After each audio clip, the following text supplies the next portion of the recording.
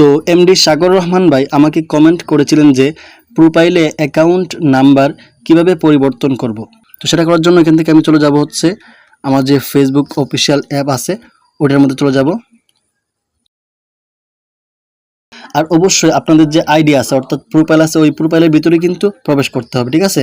তারপর এখানে প্রবেশ করার পর এখানে যে থ্রি ডট মেনু আছে আমাদের প্রোফাইলের সাথে ওইখানে একটা ক্লিক করে দিবেন।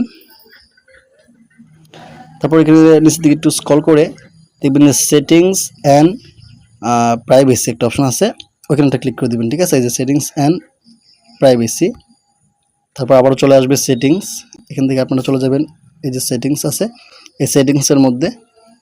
তারপর এখানে যে এই অপশনটা আছে ছোট্ট করে একটু লক্ষ্য করুন, এই যে see more in account centre, এখানে একটা ক্লিক করে দিবেন।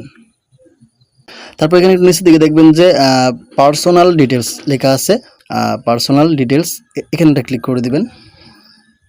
তারপর এখানে দেখুন আমার কিন্তু এখানে আমার যে ইনফরমেশনগুলো আছে ওগুলো কিন্তু এখানে শো করতেছে। আমি একটু ভালো করে দেখাই আপনাদেরকে।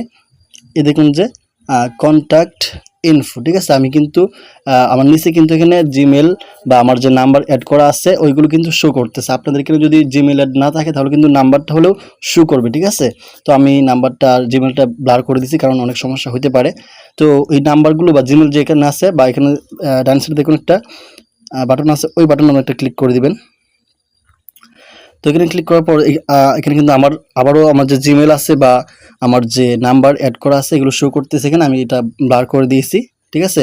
তো আপনারা চলে যাবেন হচ্ছে নিচের দিকে দেখুন এখানে অ্যাড নিউ কন্ট্যাক্ট, ঠিক আছে, এখানে একটা ক্লিক করে দিবেন। তারপর এখানে দুইটা অপশন চলে আসছে। প্রথমটা হচ্ছে যে অ্যাড মোবাইল নাম্বার, তারপর দ্বিতীয়টা হচ্ছে যে অ্যাড ইমেল, ঠিক আছে। যেহেতু আপনারা ফোন নাম্বার পরিবর্তন করবেন বা ফেসবুকে যেটা দেওয়া আছে ওইটা পরিবর্তন করে আরেকটা নাম্বার দিবেন, তাহলে প্রথম যেটা আছে ওটা সিলেক্ট করে নেবেন, ঠিক আছে। ওইটা একটা ক্লিক করে দিবেন। তারপর এখানে একটু ভালো করে লক্ষ্য করুন, এই যে খালি ঘরটা আছে এখানে আপনি যে নাম্বারটা নতুন করে দিতে চাইতেছেন, মানে পূর্বের নাম্বারটা পরিবর্তন করে বর্তমানে যে নাম্বারটা দিবেন ওইটা এই খালি করে বসায় দিবেন, ঠিক আছে। এখানে লেখা আছে যে ইন্টার মোবাইল নাম্বার, ঠিক আছে। এখানে নাম্বারটা দিয়ে তারপর একটু নিচের দিকে লক্ষ্য করুন যে নেক্সট লেখা আছে, ওই নেক্সটে ক্লিক করলে কিন্তু আপনার নাম্বারটা পরিবর্তন হয়ে যাবে।